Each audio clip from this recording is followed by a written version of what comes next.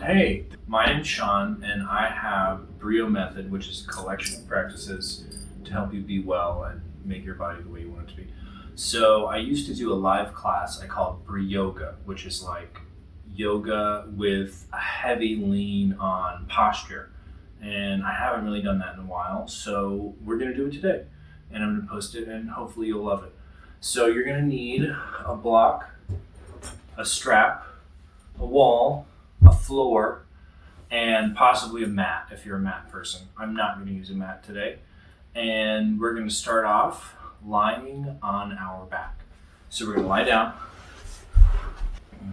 and I want you to just place your palms up, a little distance between your heels, a little wider than your hips. And you're just going to breathe real deeply. So you want to breathe into your collarbones, your chest, and your belly, and breathe out, exhaling 100% of the air from your body.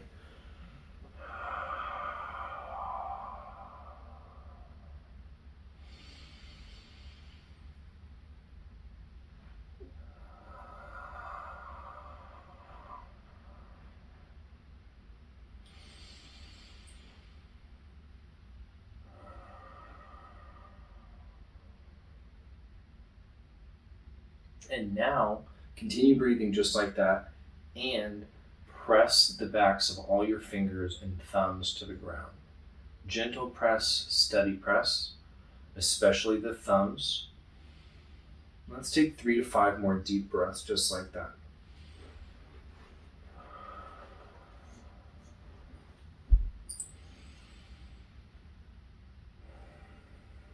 And I know I've gotten more subscribers recently. If this is one of your first times watching my video, you should know that I suffer through having no music when I record so that you can put on whatever music you want at whatever volume on top of what I'm saying.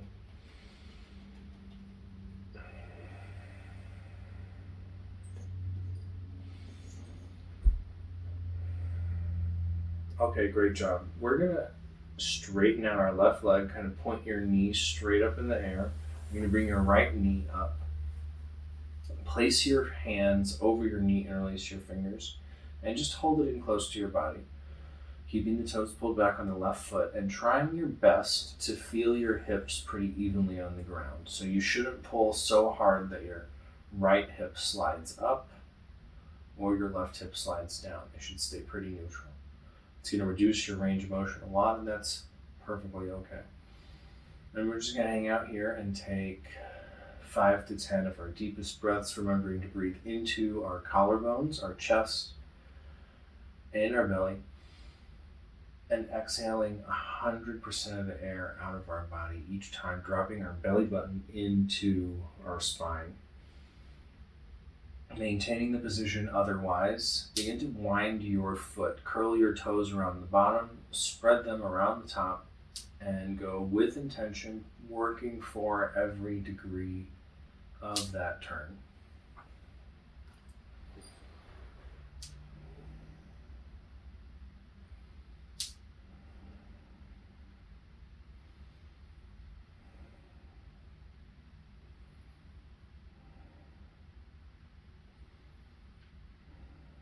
And then switch directions.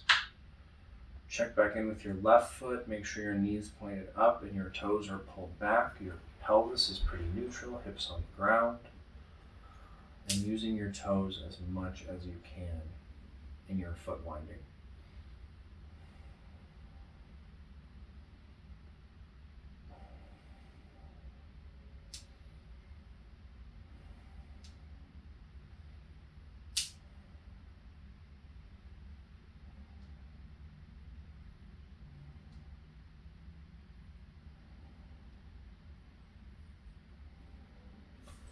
And then we're going to switch our leg, setting our right leg down. We're going to pull the toes back and pick up the left knee, placing our fingers over the top and some gentle pressure back and down. Keeping your pelvis neutral.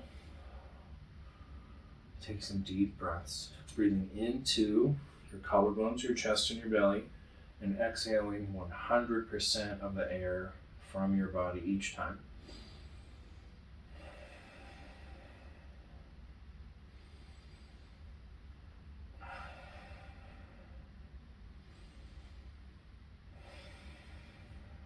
I'm also making an effort to keep my shoulder blades rolled to the ground.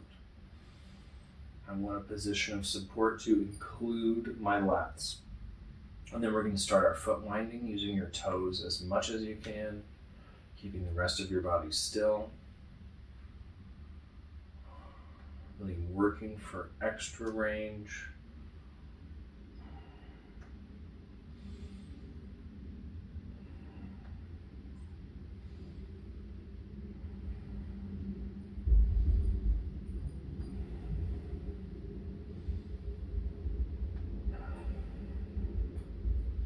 And then switch directions.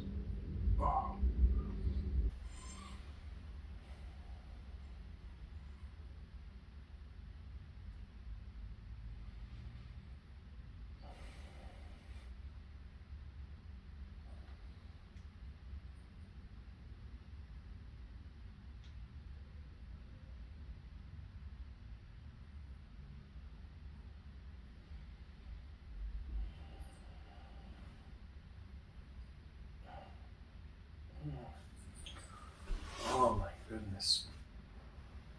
Okay, great job on your foot winding. We're going to let both legs relax. And we're going to grab our block. Place the block right between your knees. Find the ground with all your toes, the backs of every finger with your arms at about a 45-degree angle to your body. Find the ground with your shoulder blades.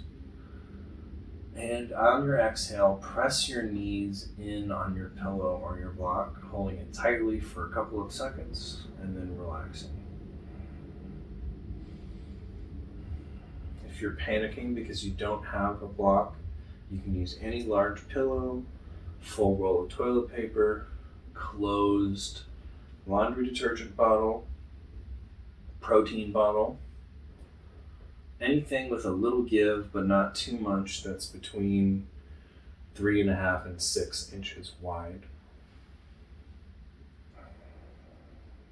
We want to try and leave our back and stomach totally relaxed through the movement, allowing our hip flexors to do the most.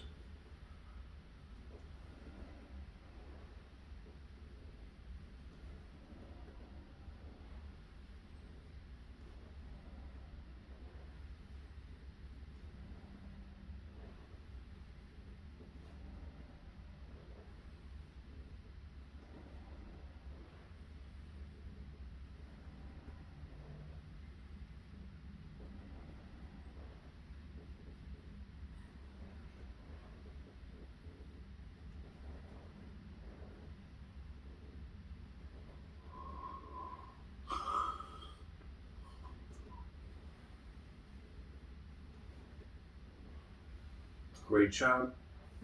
It was a little over 20 for me. If you didn't quite do 20, that's also fine. And now we're going to get our strap.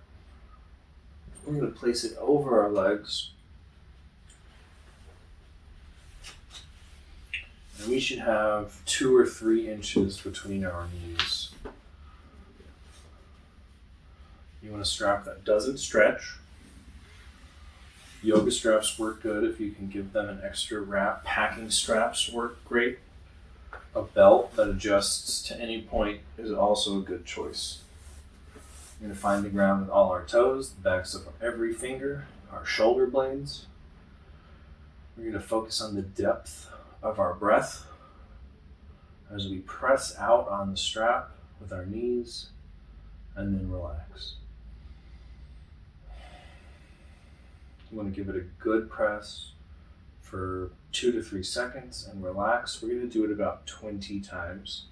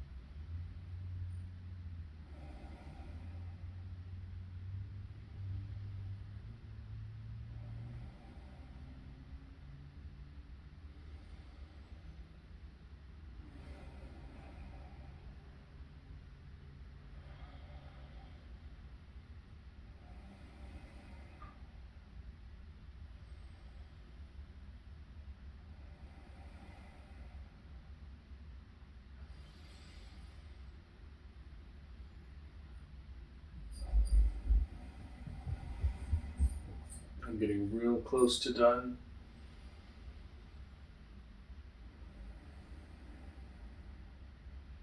I'm going to do one more.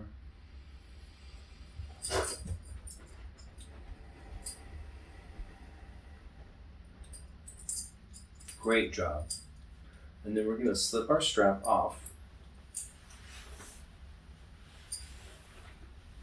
And we're going to turn or move and put our legs up the wall. So we want to get to a spot where our hip bones are firmly on the ground, but our legs are straight up the wall. You want to be able to passively have your legs pretty straight. And scoot back just a tiny bit. And then we're just going to hang out here for about 2 minutes. Make sure your palms are up, your arms are out, and breathe deeply, just like we've been talking about, breathing into your collarbones, your chest, and your belly, and exhaling, dropping your belly button into your body, pushing every bit of air out.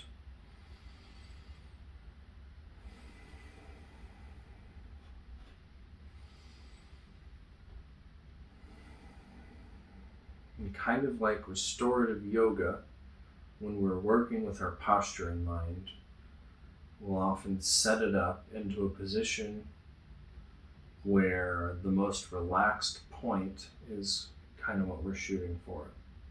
It takes about 2 minutes for the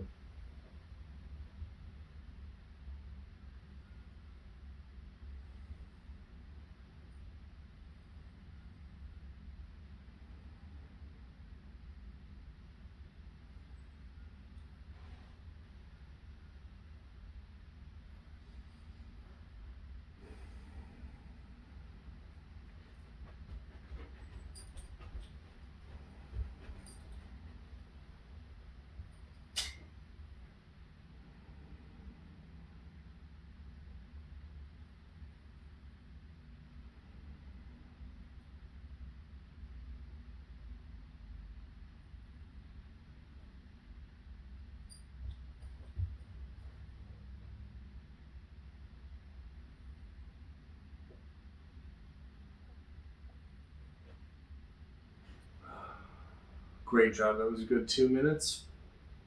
Now I'm going to have you take your fingers, interlace them, press you, and bring your arms back behind your head. Press your palms as far as you can, keeping your elbows tight.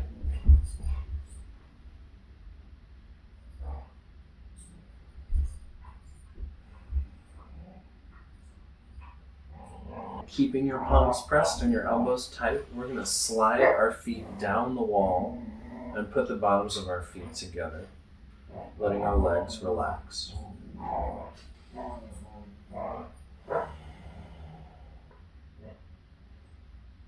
A good way to challenge this position further is to push your pointer fingers and thumbs further from your head. It's going to help your shoulder blades rotate more and slide further down your back. Taking big breaths, very complete exhales.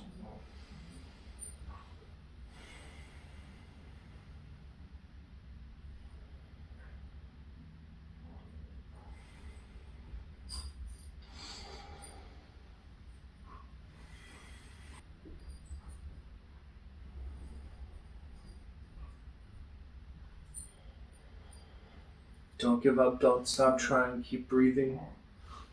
We'll take 4 or 5 more breaths.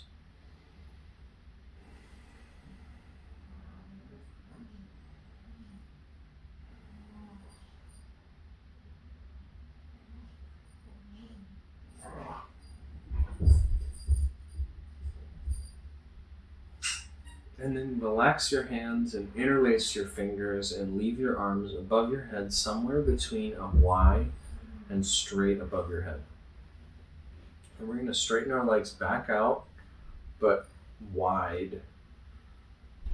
So you want to get your feet about as wide as they'll comfortably go, very comfortably. And then you're going to pull your toes back, tighten your thighs. and roll your knees out to the side and then to the inside. Trying to keep your legs very stiff and tight and your toes pulled back. You want to travel in the fullest range of motion possible with your knee as straight as you can get it, and that's going to isolate the rotation down into your hips. Pick a breathing pattern that works for you. Definitely get those deep, full exhales in there.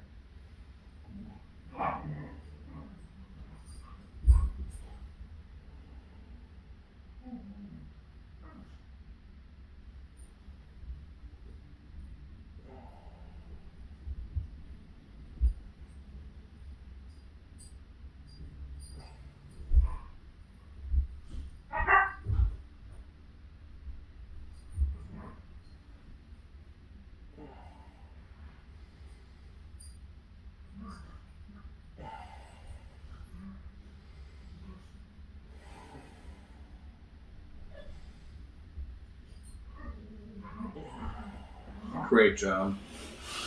And then we're going to bring our feet flat to the wall, feet straight, about hip width apart. And if your hips come off the ground when you do that, scoot back a little bit. And if you're able and willing, you can gently hold your block between your knees. This is simulating a deep squat with support for our whole back. We're going to again spend about 2 minutes breathing deeply and allowing our body to respond to this position.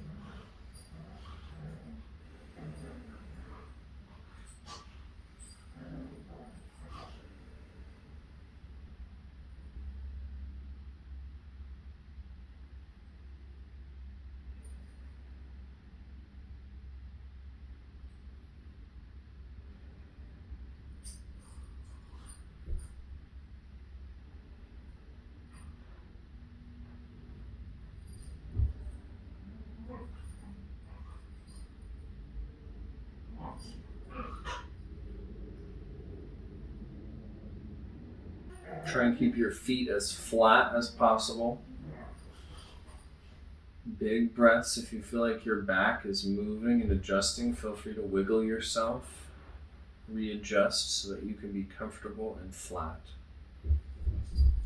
Me personally today, my right side low back has been a little compressed and it's kind of cramping and getting longer, and I feel like I can move my shoulders a little further from my hips, and I'm making adjustments for that as it changes.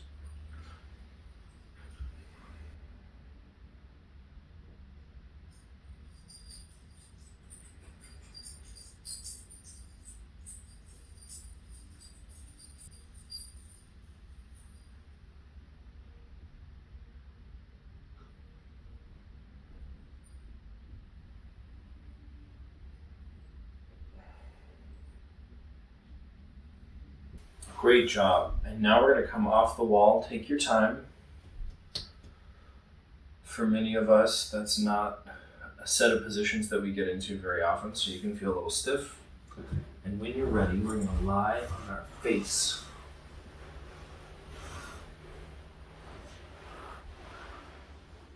Rest your forehead on your hands. Press your hips to the ground. And begin to slowly bend one knee. Go slow and notice when your hamstring starts to tighten uncomfortably, or when your hip or your back start to move.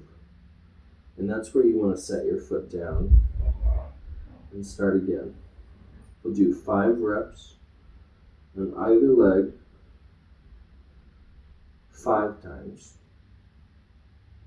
I'm going to be a little selfish because my right hamstring really wants to cramp, so I can tell that it is acting a little dominantly over my glute, and it needs to be taught a lesson. So we're going to take a little extra time.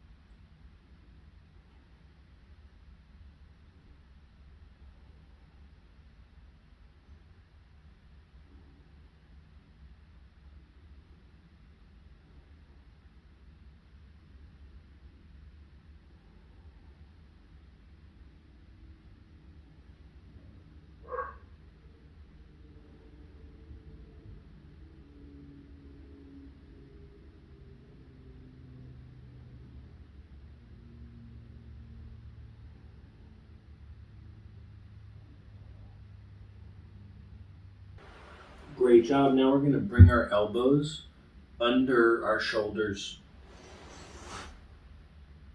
A little pressure in the armpits, trying to keep the palms flat. And you can turn your head from side to side or around in circles.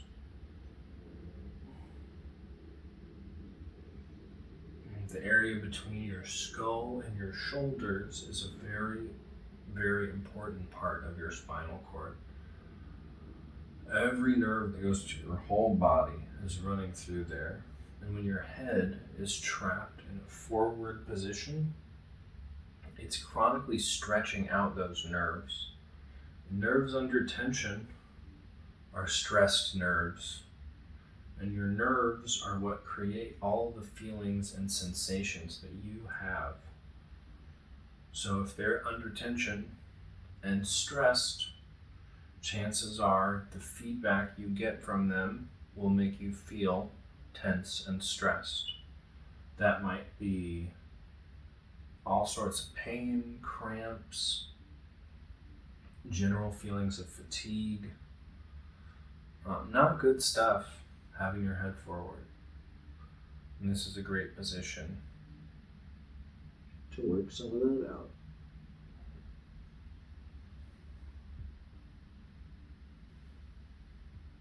And then we're going to come up to our hands and knees. And we're going to do some cats and cows.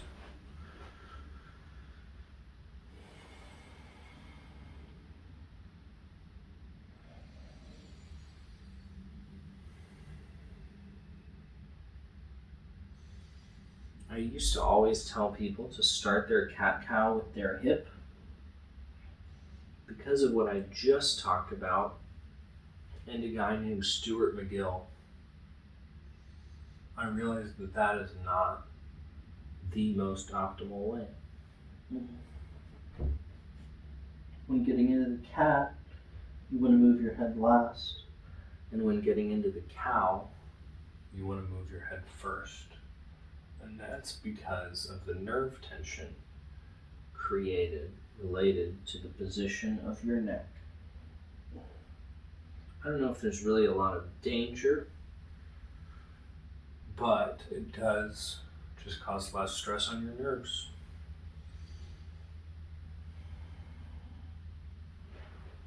Okay, let's do one more before we return to neutral. So we're going to put our block or our pillow right between our feet. We're going to get our hips out under us. A little tension in the belly button. Squeezing the block with your big toe and your ankle. Relax fully between. Giving it a good squeeze and relax. You should feel a lot of the pressure in your glutes. If you're feeling your hamstrings more, make your knees wider.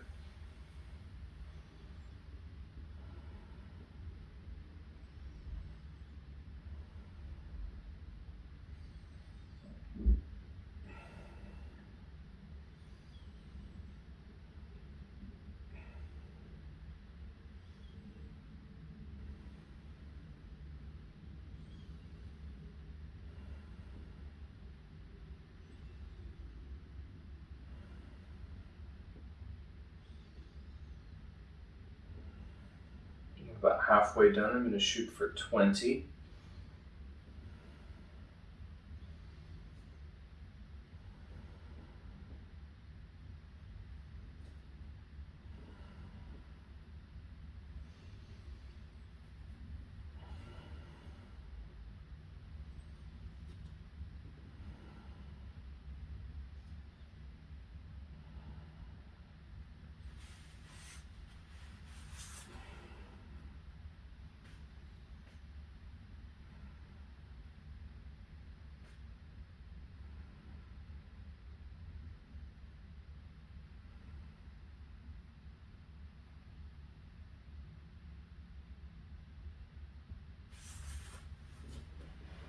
Great job.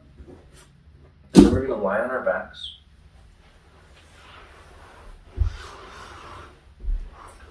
Feet a little extra wide, palms out. And we're just going to be still for a couple minutes, letting your body hit the floor. You can do some butt squeezing if you want, or you can just lie totally still. Continue focusing on your exhales.